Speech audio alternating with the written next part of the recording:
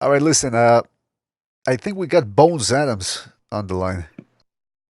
Yes, sir. How you guys doing? Oh, Nice. Clarence Bones Adams in the house, former Super-Bantamweight champion of the world. Clarence, this is just to get you started. This is the main host, I guess you could call me, Mr.BDA. I also have What's up? my co-host King Bucho, Recognize the Matrix, and Gonzalo, who's the one that was able to contact you via Facebook. So we're very happy to have you on board. How you doing, man? I am doing awesome right now, man. Just became a trainer a couple years ago and doing quite well. Yeah, that's what I heard. I want to talk to you about that, about your gym. Where is that, by the way? Is that in Vegas or? Yes, it's in Las Vegas. It's actually behind the house because it's more of a private setting. Um, I mean, everybody's been here. I just had Terrence Crawford here the other day. Danny Jacobs comes by. Floyd Mayweather even stops by to see some of his fighters be boxing and stuff. And then Manny Pacquiao trains here. You name it when they've been here. By the way, you're from Kentucky, right? I was born in Kentucky, but I moved to Detroit when I was 9 years old. Okay, because I kept hearing people saying that you were from Ohio or something. I said, where do they get that from? No, Ohio people is very weird. I'm not part of that. Yeah, people keep saying, I don't know, people can't pinpoint where you're from. But listen, Clarence, thank you for being here. Really appreciate it. I remember watching you on ESPN a whole bunch of times. You were always underrated back in those days, especially, since a division above you, you had guys like Prince Nassim Hamed, Eric Morales, Marco Teo Barrera, and you weren't really the biggest puncher in the world. So it seems like people kind of overlooked you, but as it often happens in boxing, once a guy retires, all of a sudden people appreciate their style a little bit more. Uh, I wanted to ask you, how did you get into boxing? You know what? Just to cap out what you said. You know what? I can punch when I want to punch, and I proved that when I had several fights, and I never got Absolutely. anybody that said I couldn't punch. But I didn't like my thing is just I'd rather just beat you up. I was just content with what I was doing. But I got started when I was boxing. I was 5 years old. My brother was in school. He was having trouble in school with bullies and stuff. The principal didn't want to do anything about it. So my dad put us in boxing, started some boxing, and he was my trainer, or my dad was. But it's more or less I self-taught myself at watching Sugar Ray Leonard, Hagler, Hearns. I watched everybody and I taught myself and came up with my own style. Well, that's the thing, though, because you said in an interview that you really fashioned yourself more after Sugar Ray Leonard, but I think that you said also Marvin Hagler was actually the guy that you preferred. Well, the only reason why I prefer Marvin Hagler is not what he did inside the ring, is what he did outside the ring. And he was a man of his word, a man of his statue, a man of his so what I really loved about Marvin Hagler and attracted to me about Marvin Hagler was even though even though his contract was up, he still took care of his people. He's like, no, you brought me here, you got me to this point. Here, I'm still going to take care of you, and he paid him. And I like a man like that, a man of his word, and somebody he's just very Classy. yes, Yeah, very absolutely. All loyal, class all loyal, around. loyal. That's what the word I said, loyal. Yeah. Well, he came up the hard way through the boxing ranks, a little bit like you. They didn't have the big promoters, didn't have the gold medal around their neck, uh, didn't have it easy. No. They worked for everything they've got. And by the way, to everybody, recognize Gonzalo Bucci. If you want to jump in with questions every once in a while, feel free to do so. Oh, jeez. Yeah, All right, somebody I needs was to just mute gonna say, that mic. Gonzalo, yeah, mute. I just no, I'm okay. I was just gonna say to Bones, I thought he punched really well with both hands, especially the lead, the left of the body was vicious. Yes, I was Yeah, on I for a really body appreciate your puncher. body work. You had a good chin. I mean, freaking, you fought for a world title when you were 18, and Yes, you had bad shoulders to where they couldn't quite pinpoint what the problem was. But after you lost those three fights consecutively because you were young and you had them problems, after that you went 7 years undefeated for 17 fights. Then you yes, relinquished your title to challenge Paulie Ayala, which I just watched that fight. And Emmanuel Stewart, Letterman, and Larry Merchant had you up on the scorecards, 87-84, and I thought you clearly won the last rounds. But anyways, yeah. g- Me, Yeah, me too. Gonzalo. The very thing, the thing talented. is, the thing I appreciate it 100%. But and I believe that my undefeated record would keep, or the period of time would last longer if they did not screw me, because they took everything out of me. About a week and a half before the fight with Paulie, I was friends with Johnny Tapia, and Johnny was up there in Big Bear with me. He was like, "Hey, listen, if it goes to the decision, you're not getting it." I go, "No, no, Johnny, I'm in my hometown. If I'm in my hometown, I'm gonna get the decision." And he goes, "No, you're not." And I go, "Yeah, they will." So once they robbed me, it took everything, all the passion, everything, just took everything out of me.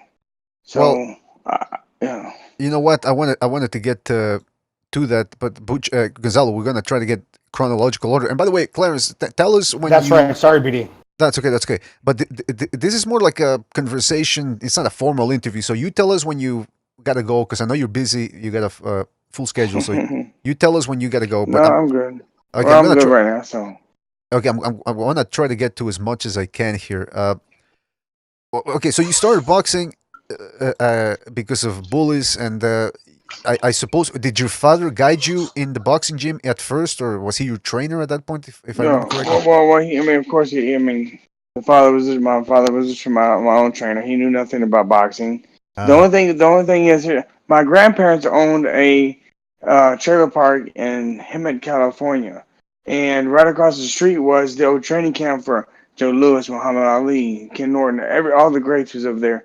And my dad used to go over there and watch these guys train, and he loved boxing, and just couldn't do it himself, you know. And but he picked up a little bit of the boxing knowledge from those guys, just watch them and stuff. And then once we were younger and needed help in school, he started teaching us some of the knowledge that he had picked up from those guys.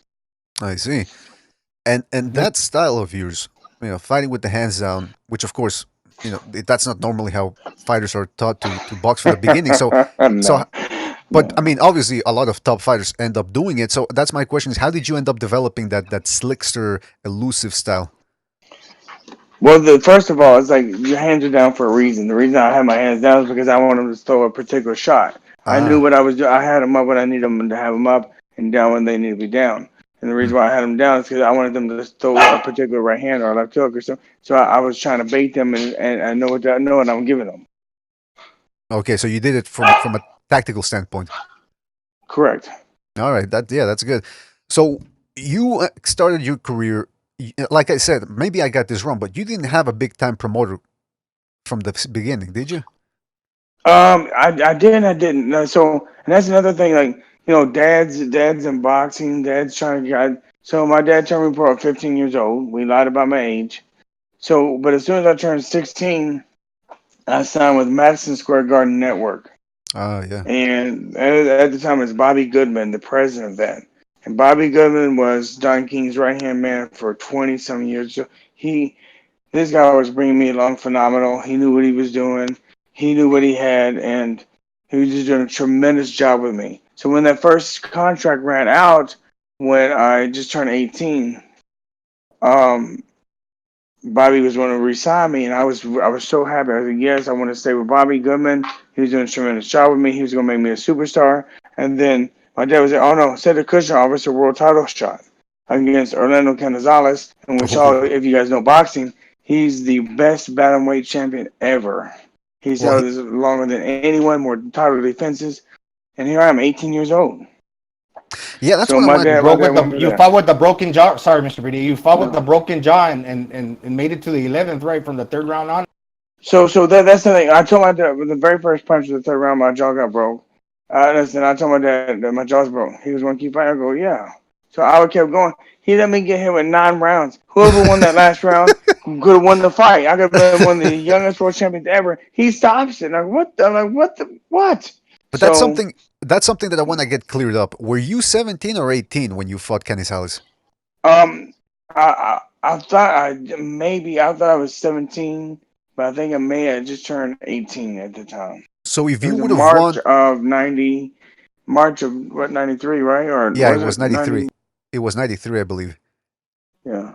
So if I you was would born have, in I was born in 74, so I mean, they kept saying during the telecast that one of the only guys who ever did that, like fighting a world champ at 17 or 18, was what's his name, Benitez, Wilbur Wilfredo Benitez. Benitez, yes. Yeah, against Cervantes. So I mean, that's That's a big chance. Like, well, that's what I wanted to ask you. How did you get the call? You said you got the call. Hey, listen, we can get you a title shot. Like, what was the mind process there? Were you confident that you could win the title? Was your team confident? What was going through your head Well, at that point? my dad always was. Well, my dad always was confident. He would go in there every boxing gym there is, and I don't care what city. I'm from Detroit and stuff, and I'm white, and he would. I'm with the best motherfucker in there. I mean, I don't care. And he would sell the tickets, and I had to make sure to cash them. So he always thought I had a chance. He always thought I was going to win, and he was trying to do things. I mean, he thought. I mean, he had the right mindset, but and I thought I was going to win too. But my mind was this way: is that when he decided to take the fight. He said, because I was young too. The internet isn't what it used to be, and I was trusting my dad just because he was my dad. And he was like, "Hey, listen, we're gonna go to neutral territory and fight Orlando. We're gonna have a title shot." Okay, cool. So then the next thing you know, when we got over there to France, first day, they're over there. Hey, Orlando, nice to see you again. Great to have you back. And I said, "What?" Like right then, my mom would start playing tricks with me, and also the same thing with the judges too. One of the judges came over and said, "Hey, Gary Lando is great. He's from Texas." And I go, "Oh man, they're trying to screw me." So those first 3 rounds, I wasn't even really in the fight. I thought they were going to me. Then once I got hit, I go, "Oh, I'm in the fight." Well, you did pretty well for a 17-year-old. I mean, listen, just to put things into perspective, when I was 17 years old, I once accidentally wiped my ass with sandpaper. So you're in there and with this dude, and you're boxing, and you're doing, like I said, you were doing pretty well. And Kenny Salas, for those of you who haven't seen him, uh, he's a little bit like a Juan Manuel Marquez type fighter, and a heck of a Yes, puncher too. very yes, He's a yes. heck. He was a heck of a puncher, but you were doing pretty well, landing good. You were doing everything that you were supposed to against him, jabbing to the body, feinting a little bit, there, moving a lot, showing him movement, not being a stationary target. Even though you had that jaw broken, were you confident that hey, maybe I can actually pull this off? 100%, 100%. There's no quit. I mean, there's the fight. That's when the fight started with me. I was losing those first 3 rounds, and once I get hit, and I was okay. Now the fight's on, and that's when I started digging down and making a fight of it. Well, that's the thing because everybody who boxes knows that you get everybody has pre-fight jitters, but as soon as the bell rings, you get that tunnel vision. Did you get Listen, that? listen. You have pre-fight jitters, but here's the thing: when you're young, do you have pre-fight jitters? No, you're fearless. Yeah, that's true. Yeah, yeah. I But you mean, said it. remember when you're like 15, 16, you don't care. Who cares? You're fearless. And at the time, I was fearless. Well, that's the thing, though. So you ended up going there against Canizales, pound for pound fighter, who, and at one point he had the most defenses, title defenses of 118 pounds. I He don't know still who broke. does. He still does. Does he still does it? I thought some Chinese guy Yeah. beat it, or not Chinese, Thai guy. Anyway, whatever. The point is, he fought some bad people back in those days. He was a bad Yeah. dude, Yeah. and you did pretty well. Now, usually when a young fella like that, like you at that point, takes a fight like that, a big risk with a big payoff, and just comes short, there's a tendency that people say, "All right, we're not gonna fight this guy because it's a lose-lose situation. If we win, we beat a 17-year-old, 18-year-old, and if we lose, we lose to an 18-year-old." So at that point, was it Right. hard to get Right. fights, or It wasn't because I mean, here's the thing. I had such a long layoff after that. Both sides of my jaw getting broke. It was 8, 9 months. So then I came back in with against Frankie Toledo, which right? then again became world champion. But even with him, I was just playing with him. I was really playing with him, going to the body, breaking him down. He's a southpaw, and just having a good time. But for some reason, like being inexperienced and not knowing, my shoulder was hurt during training, and I took the fight, of course, and then next thing you know, I he came up underneath me and dislocated my left arm Ish. during the fight, and I was still trying to fight the fight with one arm. I wasn't going to stop. I wasn't going to stop. But the referee saw it, which was he was a chiropractor. He saw it with the dislocation. He said, "No, no, it's over, it's over, it's over." Like I was trying to get him with that one good shot. Well, you I was could see it. trying. You could see it in the replay after the fight. I think it was because you one of your standard moves was jab, right hook to the body, followed by a left hook to the body, and you tried to loop that right hand over him, and he weaved under it, and Mhm. you could tell that when you missed, you stretched the arm out because you felt the pain. Was it an What was instantaneous it? My type? left shoulder. It was my left shoulder. Oh yeah, My sorry. left shoulder dislocated. But did you feel that pain right away? Like, holy, this is a different Yes, type of yes, pain. Like, yes. And yeah, then well, they wouldn't do surgery on it. Then they wouldn't do surgery because oh no, it may never happen again. I go no, I'm an athlete. I need oh no, it probably never happen again. It was just a fluke thing. So then I went out to my next fight and fight a I went to the truth a bum, and just to see how my shoulder was. And I was feeling good. I was okay. It's time to knock him out. So I just dropped him. So he got up. So the next thing you know, I went over to throw another left hook and dislocated it again. This time worse. There's nothing but the skin and bones. Like people seem like you just see the bone. And then I had surgery on it. After that, took some time off, had surgery, and then I came undefeated for the 7 8 years. So well, that's the thing though, because after the that fight against Jeff Trimble, you were sort of, correct, from what I heard, you were sort of in limbo a little bit because you were getting fights, but they weren't necessarily the fights that you wanted. And then in correct. 1995, but you stayed active, by the way, because I mean, I'm looking here at BoxRec. Yeah. 1994, you fought 4 times. 1995, you also fought 4 times, including fights against undefeated Edwin Santana and the veteran and always tricky Kevin Kelly. They gave you draws for those fights, so that's 2 draws in Well, one and you know year. what? And no, I didn't realize it was in 1 year until right now. That's funny. So Edwin Santana, I went to his hometown. I found him on ESPN. I clearly beat. I mean, I beat him so easy and call it a draw. Yeah, And yeah, then that's the same thing with when Kevin Kelly, him and I are friends and stuff like that. But then put that aside, it was a boring fight. But the reason why it was a boring fight is because Kevin Kelly, as you know, is an aggressive puncher that always makes it action packed. I'm a boxer. I hit him with the right hand in the first round, and he didn't want to come in and make it be aggressive. So I thought I was winning the fight because I was control. I'm making him fight the fight I wanted. hmm And then later on, like I hear the commentary, I should go if I wanted to fight, I should go in there and be aggressive. And why would I fight his fight? Why would I? Why would I fight his fight? He fights my fight, and I think that's why I thought I won the fight. especially after because he had been off a war right before he fought you. I think it was against Right. Alejandro Gonzalez. So I think also sometimes it happens to boxers. They go through that type of hell. They don't want to go through it right away, especially with a quick-handed fighter like you, because even though you didn't have the greatest knockout ratio, your punches stung. You know what I mean? Like you kept No, people honest. I can punch when I wanted to. Exactly. Listen, especially if somebody hit hard, like Nestor Garza. When I want, I was like, F that. I'm going to show him he ain't the only power puncher, and I did. Well, you So know what? I want to get to that about the power punching because people that don't know who you are, they look at your record and they hear about, oh, Clarence Bones Adams, that was the elusive guy. So they probably think, Bones Adams couldn't mhm. punch. But I wanted to fast forward a little bit. Just we'll get back to the Hey, 19. hold on a second. Just hold on a minute. So to get back to like on my knockout ratio, sometimes here's the thing. I know as a fighter, and that's what people don't. You take certain fights as a stepping stone to learn, to get experience, to learn, to get better, to fight the better opponents in opposition. So I knew that, and I knew what I was going up against when I was younger, and even throughout my whole career, basically. If I knew what they were, I would carry people because here's the thing. If you knock them out, they can't fight for 3 6 months, and sometimes that's how they're making their living and making their kids eat. So I purposely carried people just so what I'm saying. I purposely carried them. I didn't get the knockout. Well, you know what? Something else we have to take into consideration. This is what I wanted to ask you.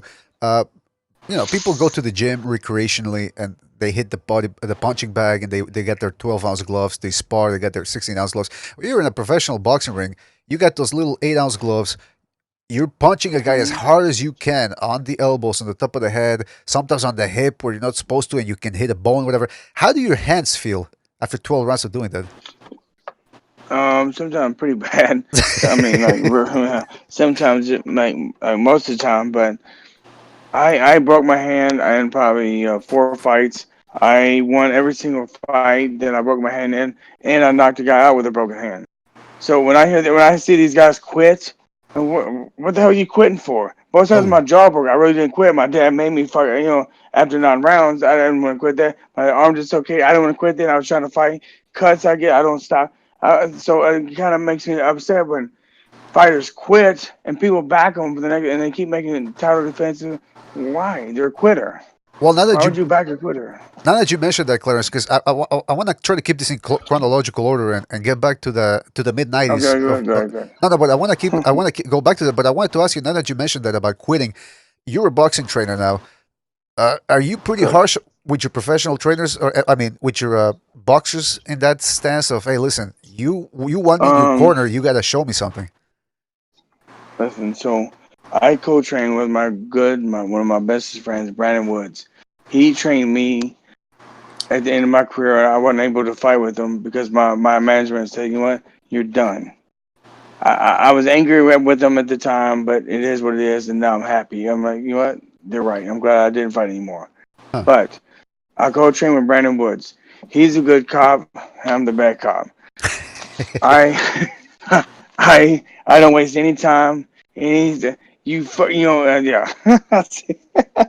You F and P, yeah. Yeah. I'm kind of harsh on them. Yes. Recognize, I hear you there in the background. There, you want to ask something? No, well, yeah. First of all, I want to say, being on the show, pretty cool. A boxer that I know back in the '90s. I became aware of him when he fought Kevin Kelly. I think on the card, I forget, but it was in the '90s. Oscar De La But Hoya Jr. Hernandez. yeah, oh wow, okay, yeah, yeah. I remember seeing that fight too.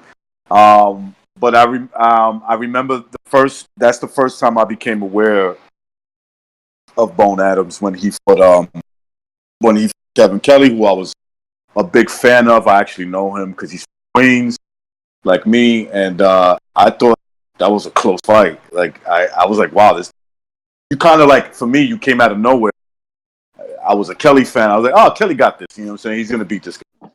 And you obviously you did well, bro. Um, so Uh, I like the way he breaks down um, fighter mentality, and like sometimes people they're not aware of fighters, what they go through before the fight and what they go through in the fight. Um, when you were 17 and you was mentioning something about when you were 17, you got your okay. Like when you look back from that fight and you see that you probably look at 17 as a baby at your age now, which is I think me and you are more or less the same age. Um, do you say to yourself, damn, I was dangerous and also dangerous to myself as a fighter? Do you ever say that to yourself? good question. You know what? I never think I know. I just think that I believe that I honestly believe that like before, there's no fear when you're 17. You have no you have all the energy in the world. You have just everything. At 17, 18 years old, you're old enough to know what you're doing. Yep. And when I was 13, when I'm 13, 14 years old, I was knocking out professional fighters in the ring, in the gym, with big gloves on, stopping them, bleeding them. Man, I knew I was a dangerous man, but I lost track of that and just started having fun. Started playing with the guys. I mean, not having fun outside the ring, but just inside the ring, just having fun playing with them and stuff. And I never thought of myself being dangerous to myself because that's all I've known since I was 5 years old. I only know how Right. to fight. So I just it's just me, you know. Well, I wanted to go Can I back to say the. can I say something? Yeah, go ahead, Gonzalo. Thank you. Sorry about that. Yeah, I'm just gonna throw a fun fact in there. You were in That's Incredible, right, Bones? When you were 7 years old, you had a real good Correct. amateur record, or only lost like 4 times in like 70 fights, right? Well, no. I've only lost 4 times in my whole amateur career. I was Oh, 176 Oh yeah, yeah, that's what before, I'm saying. Yeah, and at that time I was undefeated. yeah. You were in the show That's Incredible. Correct. Wow, Oh, that's that's cool. incredible. Yeah, yeah. that's a fun little Uh, footage. The funny thing about that is that I thought when they showed I don't know if you guys remember the show, but they showed these really nice jackets and stuff. I was like, oh man, I want to get one of those. It's like a plastic suit. That's like It's just a just fun. amazing. I was like, what is this thing? I was like, what? This ain't the jacket I see on TV. Like one of those little suits you get from Walmart, that you work out in. So Yeah, they duped you. Come on, that's not fair. they did. They sure did. They sure did. Yeah. That's not fair, 7-year-old. But going back to the Kevin Kelly Hey, fight, you beat Paulie Ayala now. well, hold on, hold on. We're going in I was just chronological gonna order say here. that. We're going That's in all. chronological order here. He beat him in that fight. Yeah, we're gonna Thank get to you, that. thank If you. I want to get to that because I got a lot of questions here, so there's a lot to talk about. But just wanted to get back to the Kevin Kelly fight. So you didn't want to put. You said you didn't want to pressure Kelly too much, and I mean, I think after your fight, that was when he knocked out Derek Gainer with one shot, right? Correct. I think that was the He fight. Yeah. But So but put Derek but Gainer to sleep. but here's the thing. Like I said, he's an aggressive fighter coming forward, punch, active. I'm a boxer, so I hit him and I boxed the shit out of him. I mean, nothing against him. It has nothing to do with it, because Kevin and I are still good friends. But it just I made him fight the fight I wanted to fight. I made him fight. We fought my fight. So how is that he won? I landed more punches. I made him fight the fight that I wanted, the style that I wanted. I controlled everything. If I'm in control of the fight, that means you win the fight. You know why you know he won the fight? The very fact that it was. That's how you know he won the fight. you cut out And the They I call, think they replays. called sometimes it they called it a draw. Kevin Kelly is the biggest one into that fight in terms of media hype. And I mean, I love Kevin. You, Yeah, you, yeah, he lost that fight. yeah, that's a good Yeah, and That's point. I the also reason like why. to uh, recognize. what- I'm Go sorry, ahead, Clarence. Bones. Go ahead. no, I I was was saying just it gonna wasn't say like that a major sometimes. win, but it wasn't a major. But I beat him by a few rounds. Yeah, it wasn't no decisive, but I beat him. Yeah, Here's the thing. I think with Bones Adams, he was such a really good body puncher that a lot of times he didn't get the credit going downstairs that he should have got. True. That's right. Well, we're gonna Yep. get to that with the Ayala fight. But okay, so the Kevin Kelly fight is judged a draw. Now at that point, you got two draws in 1 year. Is your wife, was she trying to talk you out of boxing at that point Which one was Kevin Kelly? Which one? With Kevin Kelly? after the Kevin Kelly fight? Yeah. Well, I had my daughter 3 days later, so and I did take some time off because I was like, man, what the heck, what do I got to do to win? I mean, like I could to me, I thought I won the fight, and so I took some time and opened up a chain of pizza places in Kentucky and in Tennessee, and Now, I did well. yeah, from what I understand, you liked that, didn't you? You enjoy that type of Yes, yes, work because you would talk to correct. people and you would interact with them, and sort of like what you're doing now at the gym too, right? Yeah. hey Except I know Bones. more about what I'm talking about. Yes. Let me ask Yeah. you a question because you were talking about something that I found now. Question to ask you. Can you because on this channel, right? We talk about sometimes how we get into like the corruption of boxing and how a certain fighter has to we perceive it as a certain fighter has to do more in order to beat the the political A side fighter. Um, and you said something. You said something that when you went into that fight at 17, 18 years old against the Canizales, his name. Yes. Yes. Um, Yes. you were interacting with people and people were kind of like telling you basically, like the insinuation was like he was going to get the fight if it distance, right? And you Right. said how it kind of like deterred you a little bit in the before the fight started, but once the fight, started going off, you were in the fight, you were ready to what you got to do to win. Um, Exactly. can can you explain to people how that sometimes could be hard for fighters when they're thinking about that way before the event even starts? All right, I got this great opportunity, but I know that going into the fight that I'm gonna the other guy. You know what? I think it helps out if the fighter knows from the get go. If it helps out from the get go, all right, and they're built up and they're trained. You mentally prepare for this fight. 2 weeks, 3 weeks, 4 weeks, 8 weeks, whatever from the fight. I think it helps you out better because you go in there going knowing what you got to do. Well, that one was just days before. I thought I was going to be the favorite. They want me to win. They want me to win all this stuff, right? Because they were selling me. So I didn't know until days, basically the 3 days before the fight. So it really hit me hard, like just that's what hit me like with a low blow because I didn't understand like what? And I was a kid. I hadn't. I'm like, what? What? You know, it just hit me differently. And but because a lot of these fighters, 17. like right now, yeah, I was. So, but I'll tell you the truth. Listen, a lot of these fighters, they know what they are. They come in there to win. They try their best. All these guys talk about fixed fights, and it's not fixed fights. They just put you with the right guy who they know you probably can beat up. Which sometimes 95% of the time you can, but there's a 5% chance that you don't. Now, I had to log out there for a little bit. Had to get something to drink, but so I missed a little bit what you guys were talking about. But I just wanted to keep this into perspective here, or in chronological order. I want to say. So after the Kevin Kelly fight, you kept on going. You've only fought once in '96. You went back in '97. You picked right up where you left off. One of the fights I want to talk about you is with the Roberto Villarreal, who don't let his record fool you. This guy was well schooled. He could crack. That's the fight, Clarence, where I really saw people start saying, okay, now he's no longer the 17-year-old kid. He's putting a little muscle on. He's more relaxed in there, more focused. Especially maybe after the Kevin Kelly fight, maybe that taught you a thing or two as well. What do you think? Do you still remember that Villarreal fight, and what are your memories of that fight?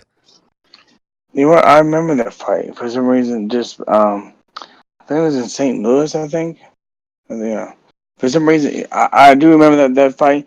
People thought he was good. I didn't realize it. I didn't know until afterwards. So he wasn't like to me at that point in time. No, I mean no one can beat me. So I went. Uh, Hello. yeah, sorry, you cut off there a little bit. What'd you say? Yeah. No, I was saying that I remember the fight. I didn't know realize how what a tough fighter he was until afterwards because people telling me what a great fighter he was. Yeah, well, I didn't because realize it. that's the thing. Because you were flying under the radar there a little bit. I mean, people remember you from that Canizales fight, but Right. that's how it works in boxing. If you're not staying active, there's always people above you doing this, doing that, getting more promotion, and it's very easy as a professional boxer to get lost amid all that activity.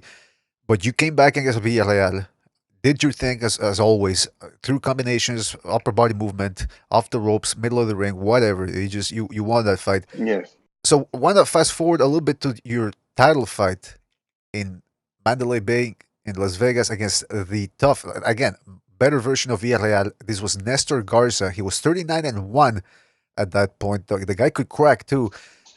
If I remember Yeah. correctly, you were a late replacement for that fight, or am I getting that wrong? Yes. Danny Romero was supposed to take that fight. Then he backed out 2 weeks before. Oh wait a minute, didn't Daniel Romero fight in that same card? Danny Or Romero did not. He was supposed to fight that Paulie Ayala fight, the main event, and then I was the co-main event. oh right. Okay, yeah. Paulie Ayala fought, like you said, yeah, that main event. So you were a late replacement 2 weeks, you said, or Right. Correct. 2 weeks. So now, for anybody that hasn't watched that fight, it's up on YouTube, so you can catch it all. By the way, is the guy who keeps posting all your fights, is that you or is that somebody else? I don't know. I know one of my friends from New York. He has other fights. He has more fight tips than me. I Oh, okay, posted a okay. couple, but I know who it was. I think it's Yeah. Does that Danny creep you out? McDermott, his Does that brother. does that creep you out a little bit that somebody's posting all your fights? You don't know who it is? No, no, because I mean I want some of those fights I never like I don't have, so I'm Ah, happy okay. that you know what I mean? Well, I didn't yeah. get to see them. Well, I can't find the Ivan Alvarez fight, which was the fight before the Ayala fight. I was looking for that one, and this week to rewatch it, ask you questions about it, but that's one of those that I couldn't find. Oh yeah, the ESPN. Yeah, that kid was supposed to be able to fight good too. Put me like yeah. Yeah, well, you were supposed to fight five other people before they chose that guy. But anyway, uh, want to go back to the Garza fight. So two How do weeks you know notice that? How do you know that? How do you know that? about what? Yeah, I'm supposed to fight five other people besides him. Because I remember reading that and you talk. I think you even talked about it prior to the fight on the ESPN video package they did. Oh, I don't. Yeah. But anyway, I'm listen. punchy. Remember? Nah, you sound fine. You sound fine. But going back to the Nestor Garza fight, so you get that call 2 weeks notice. Is that your promoter at the time, or who called you at? How did you get the news that you were? Um, Cameron Duncan and Bruce Trembler. All right, so they call you up, and as always, did you say no problem? Yeah, let's go. Let's get ready. Yeah, let's go. So, I'll take but it. that's the thing. If you watch that performance, I mean, that's that and the Ayala fight, the first Ayala fight, that had to be one of the best bone centers we saw.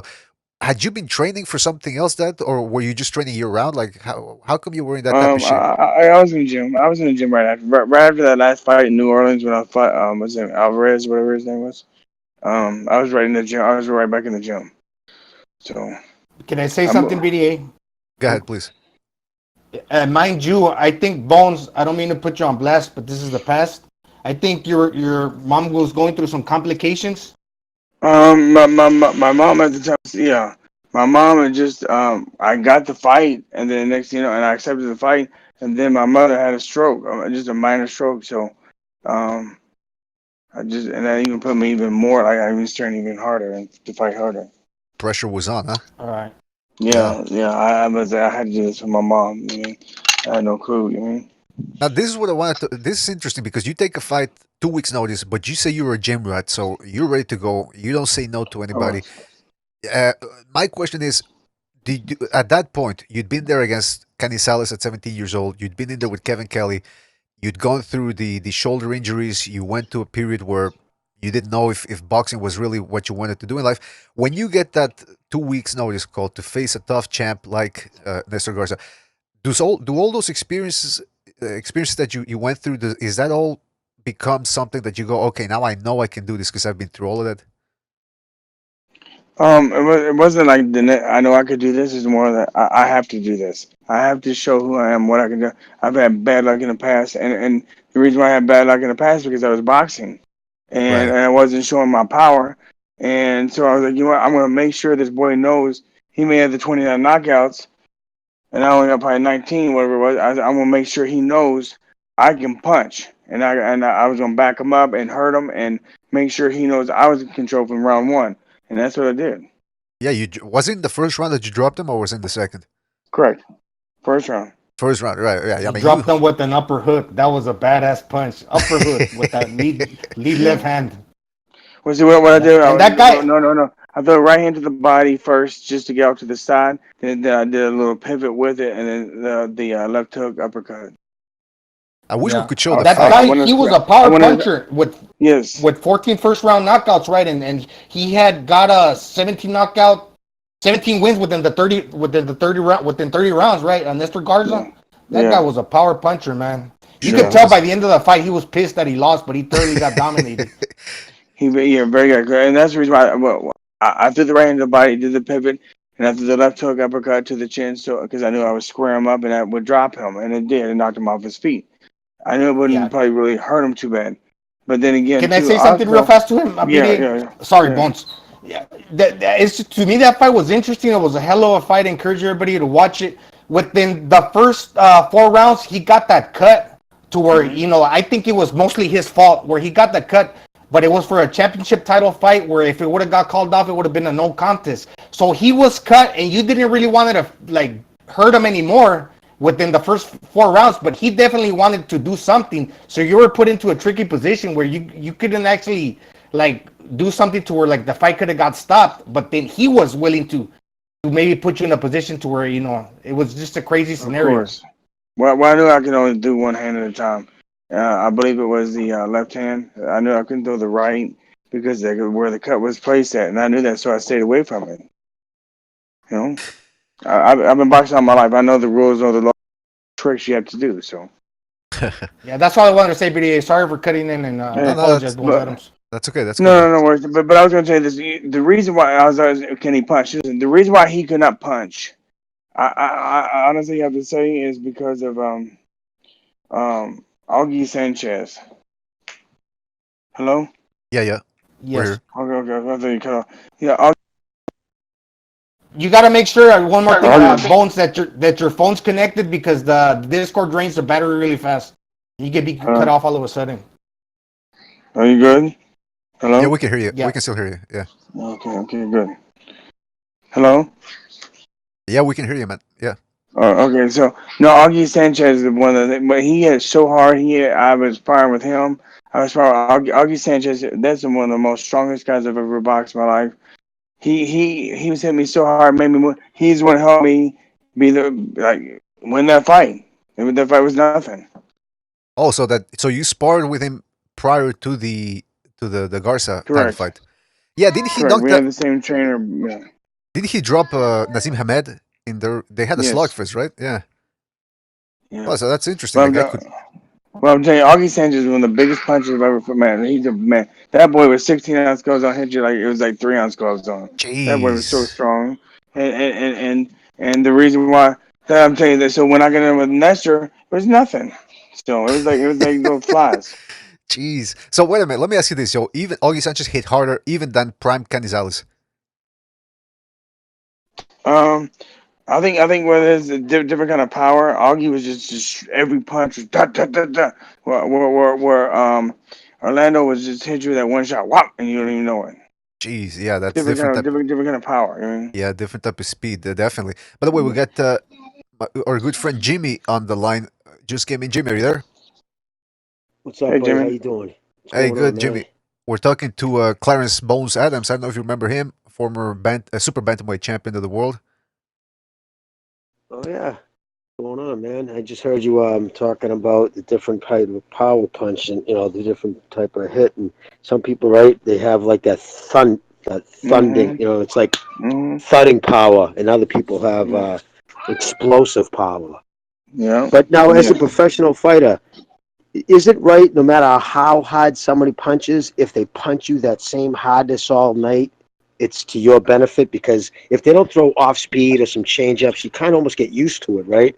You almost There you want to, go. you That's want right. to keep, you want That's to, very very well said. Because listen, if you don't mix your power up and even your speed as well, you get accustomed to it. You get used to it. You get immune. You get immune to the power. So if you don't mix it up, then the power's gonna be after 3 or 4 rounds. You can walk through it like it's nothing.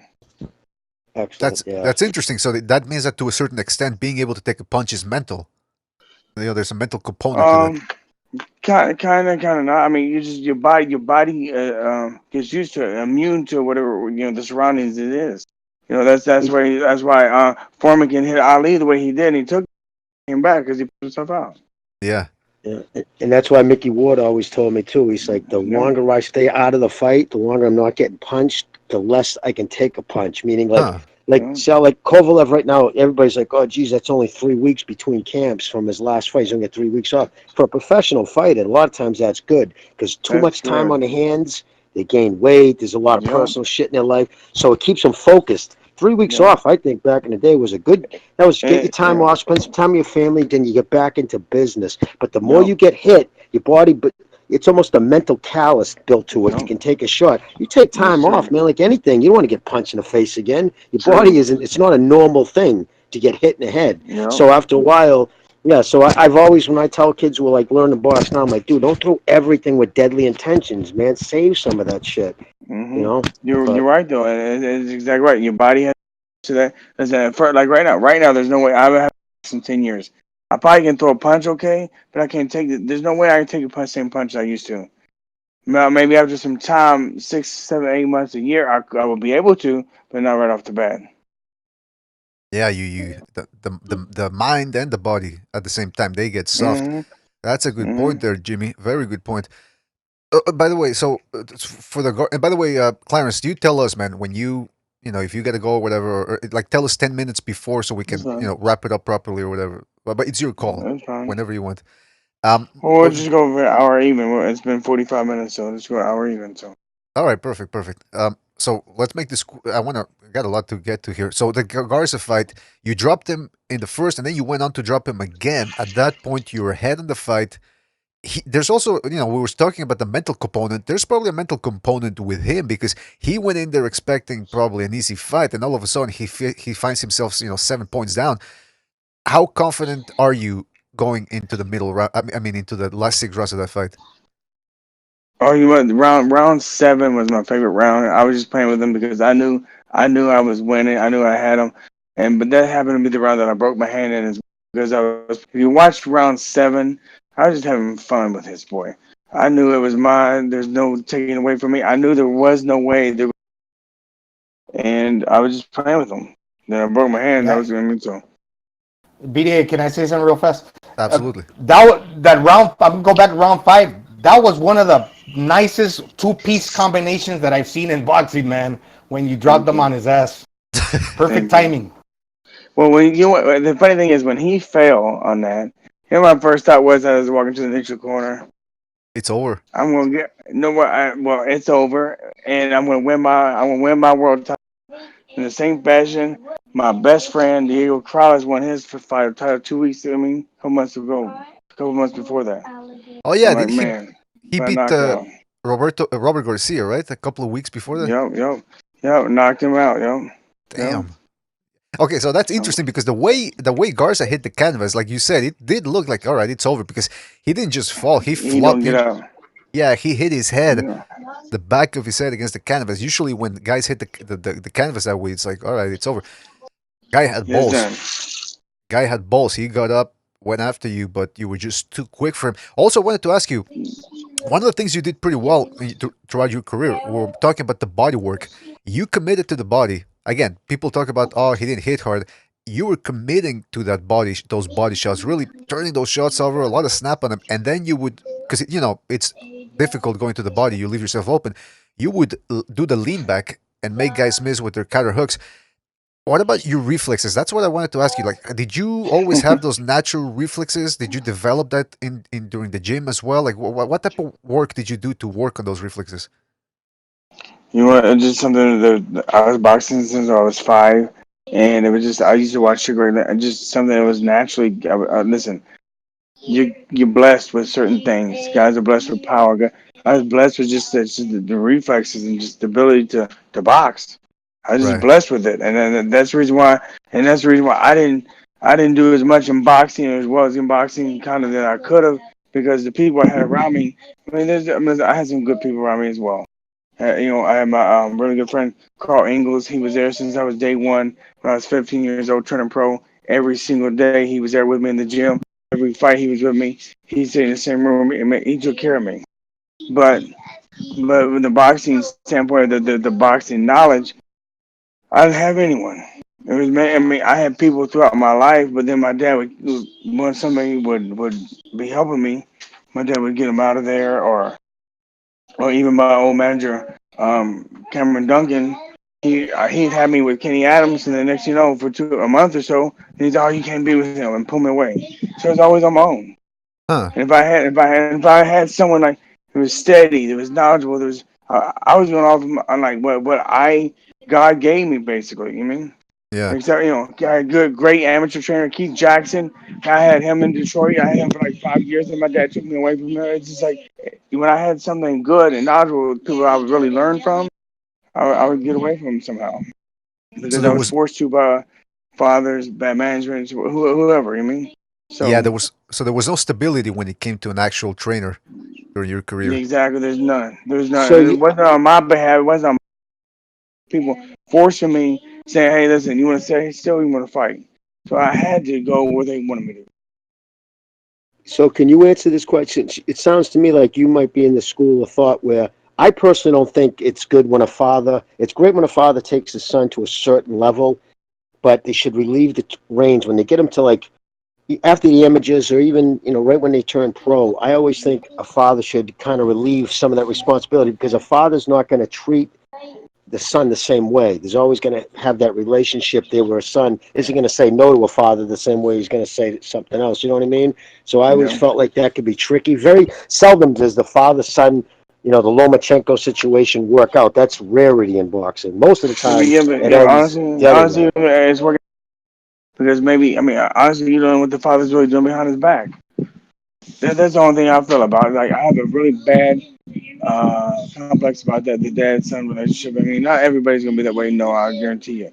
But somehow you just trust the father so much you don't care about nothing but let him control everything. Hmm. And that's the problem as a fighter because of who they are. You trust some. I mean, if it was been anybody else, you're gonna double check. You're gonna check this and check that. But no, oh, it's my dad. Who cares? That's fine. Whatever it is. Not even knowing he could be freaking taking money on the back end. You don't even know. Right. or other among other things, because It's it's a, your father. that's a good point, man. That's a good point.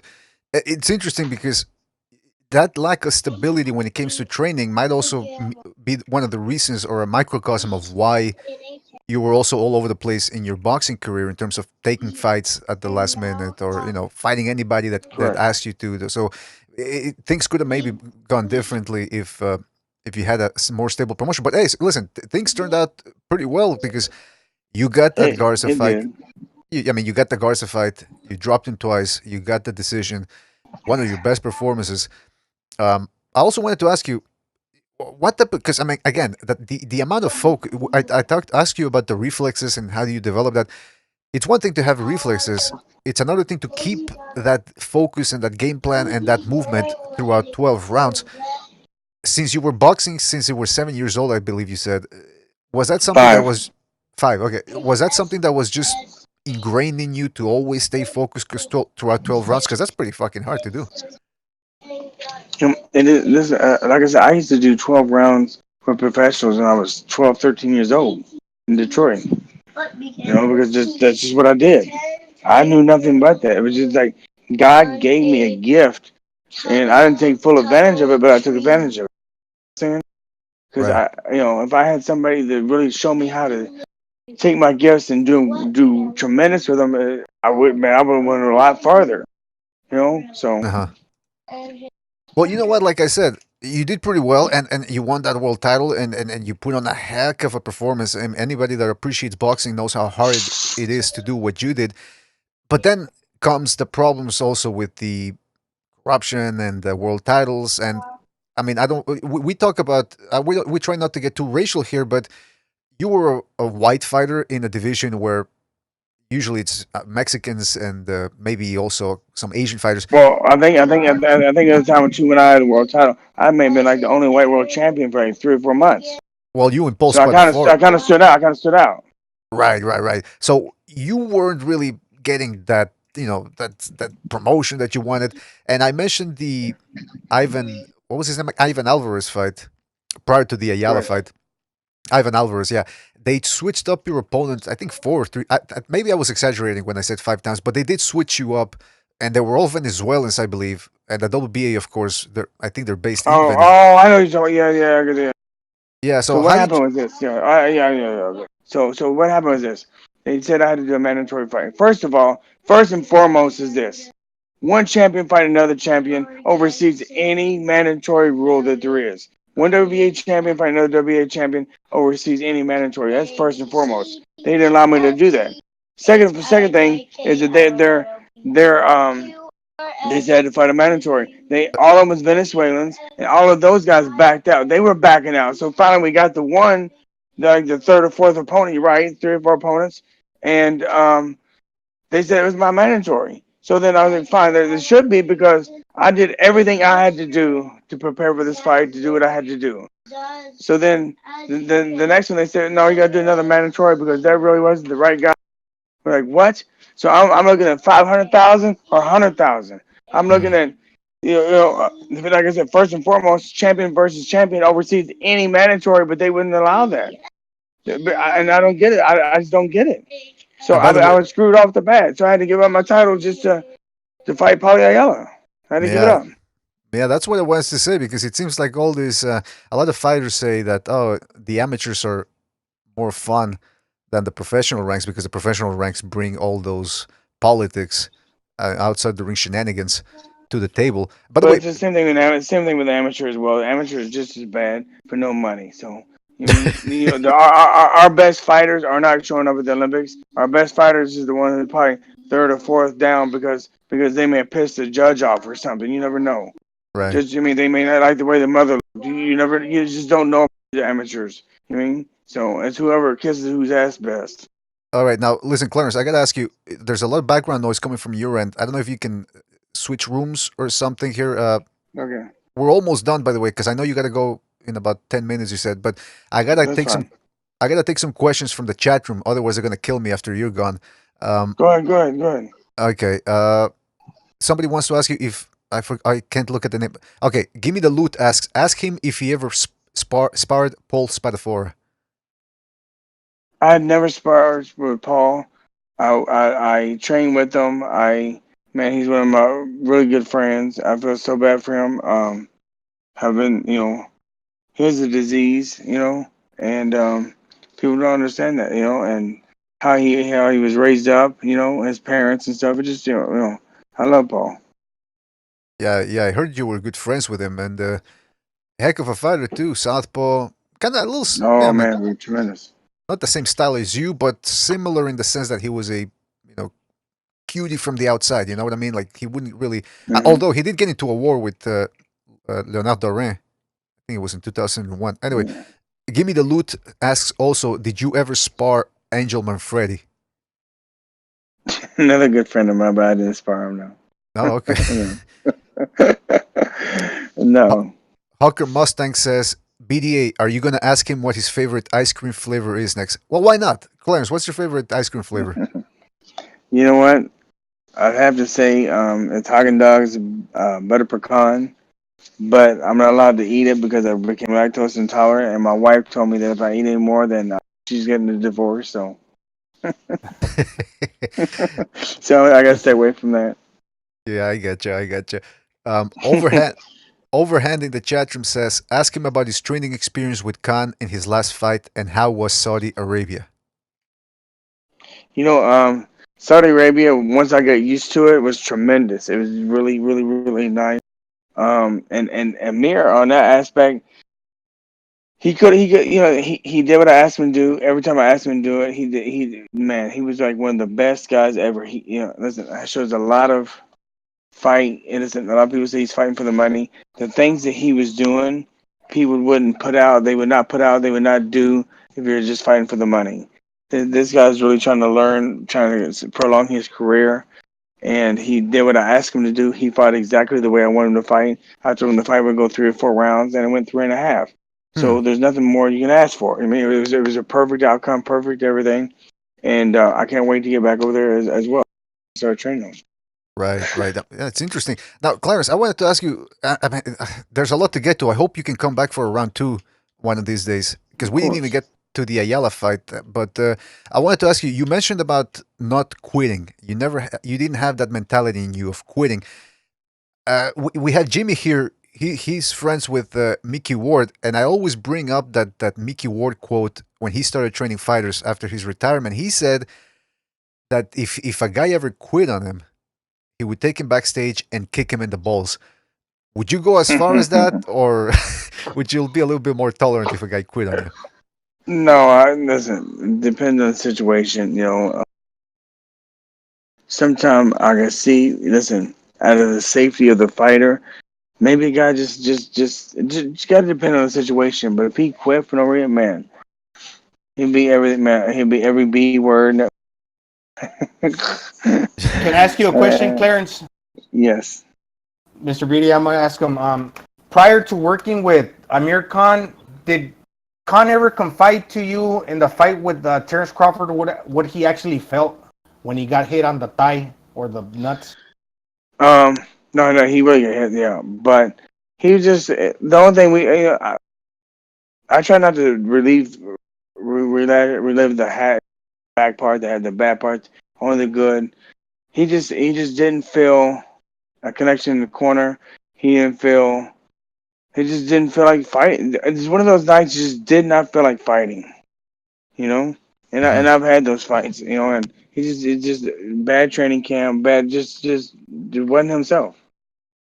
Well, you know what? Like you can attest to this. Then, like you hear even when like in, professional hockey, baseball, athletes will say some nights you just feel it. You know what I mean? From everything just feels right. Your breathing, your stamina, everything. Then there's other nights where you just can't get out of your own way. You feel like your feet are in fucking quicksand.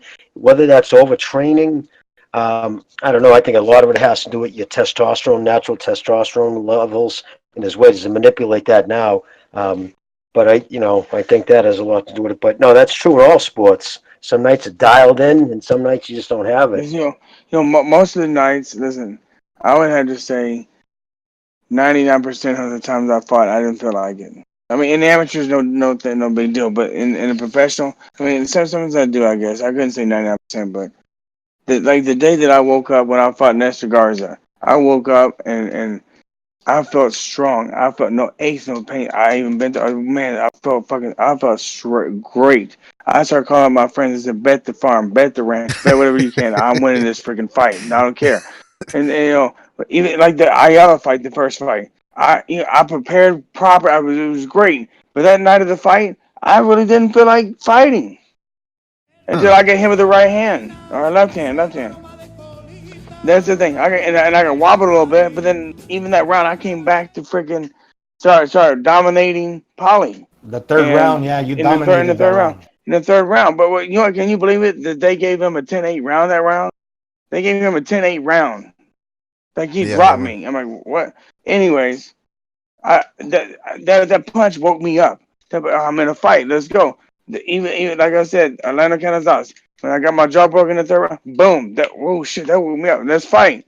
So certain people are like that. Certain times, sometimes you just got it, and sometimes you just don't. And that night with Amir when he fought Crawford, he just didn't. It just didn't have. It. He just didn't feel it. He wasn't feeling it. I want to, before we continue, I just want to give a shout out to Thunderdome Boxing Talk, who just donated via the super chat. He says, just throwing my tip in your jar. Well, thanks a lot, Thunderdome. I appreciate it. Um, Clarence, Yes, thank you guys. Thank you guys. I also wanted to ask you, because I got some questions here from the audience that I gotta get to. Cachnello Good, says, good. Cachnello says, ask him what scared him the most in regards to boxing. Did anything scare you in terms of, I mean, other than the normal stuff in boxing? Nothing really. Listen, my especially nothing really scared me. Even like right now, it scares me more now of what I did. Because speech isn't like I feel great. He said my body every day it aches and pains. And my speech, I can tell my speech is really slipping. And that's I'm scared of more of what now. But at the time, no, nothing. Man, we don't get. We're weird. And the sick part about a fighter is when we don't get hit for a while, we miss that. Hmm. And Yeah. that's what when people understand, like people go, oh, a fighter can't retire, fighter can't retire. It's not that we can't retire because they need the money. The money has nothing to do with it. I think it's a disease. It's an addiction. No one is once you get. Like right now. I tell you, I don't work out. I look like I work out, but I don't work out. And the reason out, I'll be in the ring, and You I know know what? that. Rafael Ruelas said the same thing. He said, somebody asked him, how come you don't work out? He says, if I start working out, if I start hitting the bag, next thing I know, I'm going to say, you know what, I want to spar a little bit. Next thing I know, after sparring, I Yeah, want to get a fight. So that's the same thing with you. Is yeah, you got that fighter mentality, correct.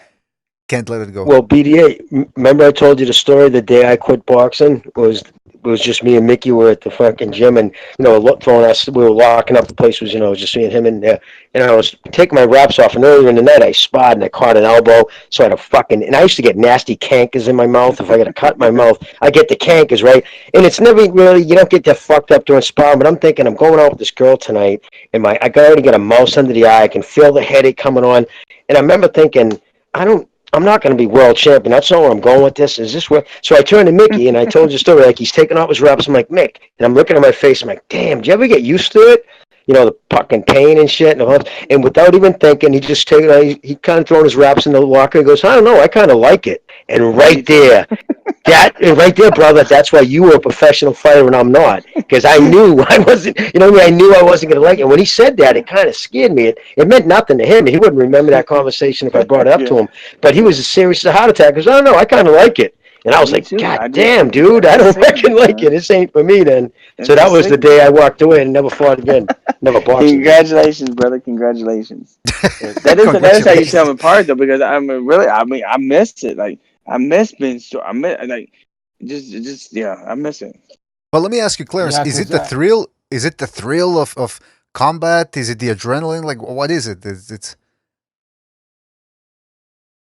Listen, you know what? Hello. yeah, yeah. Okay, there you go. So for me it is for this. It's the fact that you get in such great shape. It's all about you get in such great shape. You feel like you can do anything. Then you go in there and then you have 15,000 people screaming and yelling, and then you that feeling. There's nothing greater than hitting a guy, boom, and the crowd cheering. There's nothing about it. You can't get any better feeling than that. You So know, you haven't. you know, winning, beating somebody, and you beat this guy. You just did it. You did this. You beat this guy. So you have not I'm going to add found something to something. that. Okay, What you're saying, Bones, that about the crowd screaming, real quick. Yeah. Sorry, Mr. BDA, cutting you off. Um, you fought Nestor Garza, the guy came out in his tiger Hmm. apparel, and then the Yeah. crowd was going crazy for him. And Paulie Yes. Ayala, you had the fans rooting for him, and you had to fight through all that too. Yes. Listen. That's what gets me going. Well, you know what? Bernard Hopkins said the same thing. He says, "I can't fight if I'm the favorite. I don't get. It's hard. He finds it harder to motivate himself. But when it's against the odds and everybody's against him, he said that that's how he felt. So No. it must be a thrill to be like you said. You beat this guy in front of his hometown. You took it away from him, the title, the No. win, whatever. So yeah, I can certainly understand that. And also, I wanted to say something because you said, somebody in the chat asked you the question of what scared you the most, and you said, well, at the time, nothing really. Like Jimmy said, that's why you're a fighter, because professional fighters at your level, they can't go around thinking, "Oh man, this guy hits hard. Oh, this guy's fast. Oh, this guy's might get me." Like you can't think that way, right? Like you gotta have the mentality No, of of "I'm course the not. boss." Of course not. And the best thing about too is when you're underdog. Listen, I like going to places, being an underdog, and just like Bernard Hopkins, I want to go there. And you know what? That may have been their fans going in, but they're my fans going out of here. You know what I No, mean? And that's what can I ask you, happened. bro? Can I ask you, brother? Did you get CAT scans like normal, like yearly? Do you be getting CAT I scans and did, stuff? I did, but here's the thing, like my friend, Diego Cross's widow, Michelle Cross Lewis. She's actually we're still very close and stuff. You know, our boys play together. We grew up, the boys together. Um, she got me into this Cleveland clinic and the study, and it just started last year, and I just did my second one. So, and just to keep an eye on us and see. I wish more than anything, I wish that they had something like this when I was 15, 16, 17, and so they can compare and see if there is a difference. Yeah. Well, Oh, there's absolutely. I mean, I guarantee you, anybody who's been hit as much as you or any professional fighter, there's been people who've had CAT scans in their teens and then later in life, and sometimes it almost looks like the same cloudiness as schizophrenia in some cases from being hit. Again, because it doesn't know your body doesn't know if you've been in a car accident, your head just went off a windshield, or if it was Yeah, punched. You know what I mean? It's just yeah, trauma to the brain, constant. But you should just make a point if you can just to get a CAT scan every now and then, because I know I should have paid closer attention, but Mickey's friend was telling me there's some kind of medication now. Because Mickey noticed with his speech too, when it was getting to him, he was getting right, pissed and found right. himself talking less. And I noticed he was quiet. You I'm know, like, me the same thing with me. I do the same thing. Sometimes I don't have the energy. My main thing is talking. I don't have the energy to put into talking clearly. You understand? It takes so much energy out of me that it just takes a lot of energy. So I wish I could. Man, hook me up, man. Hook me up with some of that medicine. yeah, well, no, I'm going to find out. And I even know, believe it or not, in some cases, even Adderall works. It helps focus.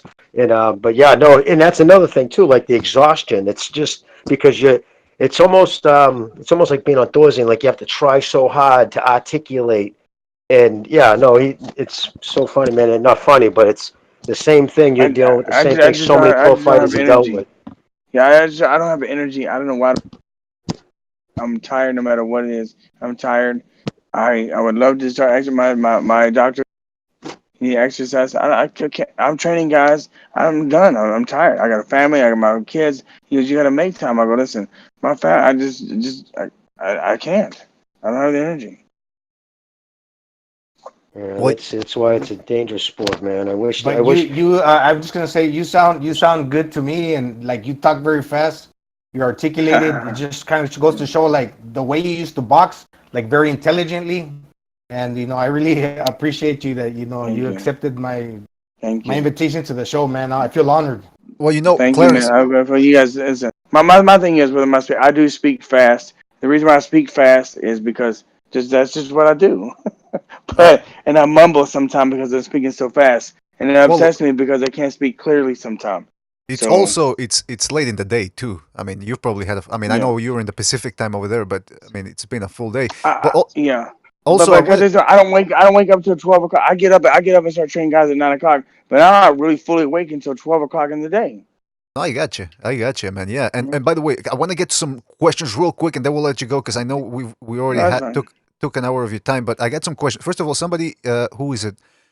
DJ Big Leg in the chat room says CBD can help regenerate the brain.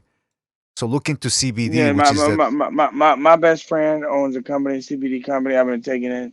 I don't. I mean, I can't say one way or another whether it's good or bad. I take it, and I haven't seen any results from it yet. Huh. Do you have light sensitivity sometimes? Like headlights coming at you at night bother you? Do you get Um, headaches from yeah. bright I don't lights? really get headaches. No, but it just like bothers my. That's it. Well, Um, Not that's a bad. good sign then. Usually, if you get like people when that's a bad sign, usually when they like bright lights start really giving major No, headaches, that's when there's a no, lot of frontal lobe damage. That's good then. I'm glad you don't no. get that. And even when the doctor's asking me about concussions, I don't really remember all the time like having the symptoms. I don't really maybe once of having the symptoms of I don't even I don't remember ever having a concussion ever. So that's the danger. Is you could have been concussed on numerous times, and just if you don't know, you don't know. You know what I You mean? just thought it was an irregular. That's pretty. Exactly. That's normal. That's normal shit. Yeah. Right. And it's supposed to happen. Is this? Yeah. all right, let me get to some last questions from the audience, and then we'll Okay. let you go. Muscle Memory says, what was your favorite venue to fight in, and the loudest crowd you ever experienced? Well, the loudest crowd I've ever experienced, I never got to fight in. I mean, it was two of them. Stevie Johnson when he fought up in Denver, Colorado. I forgot who he fought defending his title up there. The crowd were so loud you could not even hear the ring walk music. It Jeez. was crazy energy in there when Stevie's defending his title. Um, but the loudest crowd when I and then the second was I didn't fight again. I was weighing in. I never got the opportunity to fight. I was supposed to fight on the undercard of Oscar De La Hoya Trinidad card, Oh. and yeah, I was in Mandalay Bay weighing in front of like 20,000 people. It seemed like it was so loud, so it was crazy energy in there. But every fight even went the distance. I had a locker room with Butterbean. Even his fight went the distance, so I wasn't able to fight on there. Uh, And it was so. But that Butterbean was the took. loudest crowd, In, like weighing in. you So know what? No disrespect to Butterbean, but they should have put you in the undercard instead of him. Again, no disrespect to yeah, I Butterbean, know, I but know, I know, I know. No, of course not. That's what you mean, but and they had me up and down, up and down. By the time they came and told me that I wasn't fighting, I'm glad they did because, man, I hate being at a swing fight because my hats off to anybody that's ever been in a swing fight. That was my one and only time I was, and I didn't fight, and thank God I didn't. Warm up, cool down, sit down. So just like you're next to you. Oh no, go back down. It's like all night long. It's very, very hard for that swing box to be ready properly. You never catch a second wind because you've Never, already spent it. You'll never. never catch a second wind if you do that. No, no, never. that's why we got Jimmy on here for the expertise questions. That's where Jimmy comes in. Okay, some of the last questions. Thunderdome Boxing Talk says, please ask Bones if there was ever a night where he felt completely in the zone slash flow, and if so, who was it, and is there film of it? So, what fight did you felt like you were the most in the zone in? The probably there's two fights probably, but one it was when I fought Garza. I knew Garza, my yeah. game plan. I knew what I was going to do. I felt great. Nothing was wrong. It was the one and only fight I was like perfectly. What about the first Ayala fight? The first day I fight, I was in a zone, but I wasn't in the zone until I got hit. You know what I'm saying? Like I was there, I was in the zone. I trained properly. Like I said, I wasn't ready. I didn't really want to fight. I was like, just one of those nights. I really didn't feel like fighting till I got hit. And oh shit, I'm in a fucking fight. Let's go. And then I got my zone and And Yeah. mind you, I think I thought you won that fight, like just like the unofficial scorecards had it. But Paulie Ayala was coming from being like fighter of the year, I think in like '99 or 2000. So I that was know. a tough challenge. But I think you won that fight, and everybody would agree. I believe Listen, it was 99, right? my thing Yeah. is, yeah, it was 90,000. My thing with him, no, it's nothing to do. Paul is the greatest guy ever. He has a great family, great people. Had nothing to do with him. But I know I beat him that first fight. I know I beat him. That for some strange reason, just like the rest of my life, I've been on the shit end. And Politics. yeah, and um, I know I won that fight. The second fight, I didn't feel like fighting again. I didn't just went through the motions and stuff, but and it just robbed everything from me. And the reason why I wanted that fight so bad too is because of this reason. I wanted to fight Eric Morales so bad. Top Rank said, you beat Paulie, you get the Eric Morales fight for over $1 million. I wanted Eric Morales so bad because I knew what he was. I knew what Eric was, and I wanted to fight that. That's the fight I wanted really bad. Marquez, no way. Barrera, no way. You didn't know what they were. Boxer, punch, they could do it all. Well, Yeah. Eric, you knew what the fuck he was. He's gonna come forward, throw punches. You hit him hard, and he gets even harder. So I was gonna tap him all night, pop, pop. I wasn't even gonna hit him hard. Just tap him, pop, pop, pop, pop. Just tap him. That's interesting that you would mention that you would have rather fought Morales than Barrera or Romulo Marquez. Um, Also, I wanted to mention that DJ Big Leg, who was the one that mentioned the CBD, he says try CBD isolate. It's 99.7% pure, or try CBD Mm-hmm. soluble. So he's getting back to that. Okay. Um, Okay. Listen, Clarence, it's been an hour. I don't want to take more of your time, but if you That's have what's the up. time next, in the future, come back so we can do round two because I have a lot of Of course, questions about man. your training career, about the Ayala fights, like you just mentioned, potential fights with Morales and Juan Manuel Marquez and Barrera. Also, want to talk Plus, about the it's gym. And, but by the way, can you just tell us the name of the gym and where it's located? It's Bones Adams Boxing. Um, and it's in Las Vegas, Nevada. And everyone can also follow me on bones.adams.boxing on Instagram. And I'll have nothing but boxing stuff on there. Um, and if you guys ever want any honest questions, just call me, ask me. I'll tell you the truth no matter what it is.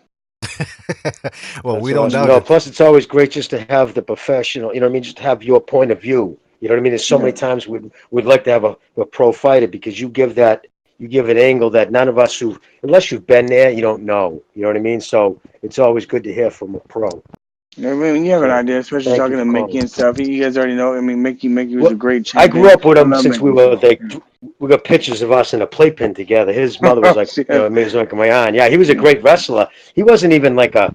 He had no choice because his dad, his brother, his Right, right, uncles fought. You know what I mean? It was just in the family. My right. grandfather was a Hall of Fame in New England, anyways, trainer, and so like that was always my family. But I ended up playing hockey. That was my sport. But Smart plus, my man. mother didn't want me to fight, so And, Yeah, my mother, I had to do it behind her back. and by the way, yeah. Clarence, your favorite fighter, Marvin Hagler, Jimmy saw him train firsthand, right, Jimmy? Or am I getting that? Oh, a few times. Oh yeah, down in the fucking asbestos hanging from the ceiling down in Brockton. Oh man, what a dungeon! Listen, He would gotta tell hit you that something. heavy bag and split that motherfucker in half. Though I'll never forget the Um, sound of a 120 pound one of those big black leather ones yeah, held together yeah. with duct tape. He would crack it. And again, like everybody knew, like you didn't make eye contact, you didn't try to make small talk with him when he was training because he was one of those dudes who got kind of angry when he trained. He had to get himself in that mindset. So Hmm. you just kind of Yes, stayed back and watched him. But oh my, like he just trained like there was no tomorrow. And when they say he that's what I trained like, heard. oh man, he would get fucking just.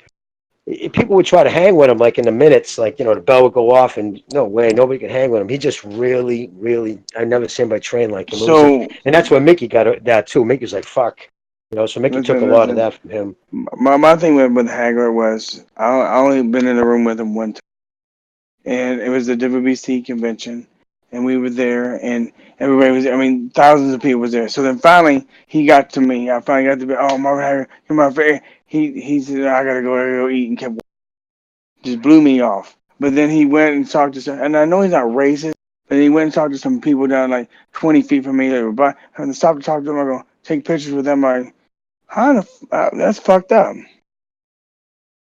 know what I mean? That's just really messed up. Yeah, what do they say? They say never meet your heroes because you'll be disappointed. That's the Yeah, old that's a saying. good. I Never meet your was, I hero. was. You know. You know, what my wife tells me, get over it. Well, But yeah, no, that's a. but I don't blame you for being fucking. But you know what? Yeah, just get over That it. moniker hung over that moniker of Hagler, that him being Yeah. racist. That's not something like you're just saying out of school. That's been said about him for years. Like he admitted when things went really bad for him when he was younger. He admitted like I was angry. I wanted to join the Black Panthers. I hated white people because a lot of shit happened. He had the Italians were fucking him Right. over hard. The mob, you know what I mean? So he had Right. every reason to be better. But like maybe some of that residuals hang. Who But he knows? created that. He created that for himself when he did a deal with them. He knew what they were. So Yeah, Well, I know. f- Well, he wanted their money, but he wasn't gonna like. Yeah, he took the money, but when it was time to play by their rules, he didn't want to. It was only probably because of the Petrocelli brothers. He didn't end up in a marsh somewhere. He yeah. got a lot of people, a lot of fucking Italians mad at him for a while there. But you know, they're saying don't idolize anybody, but there's one person you can idolize that will never let you down, and that is Jesus Christ Himself. Praise be to the Lord. Now, listen, Yeah. fellas, thank you guys for being here.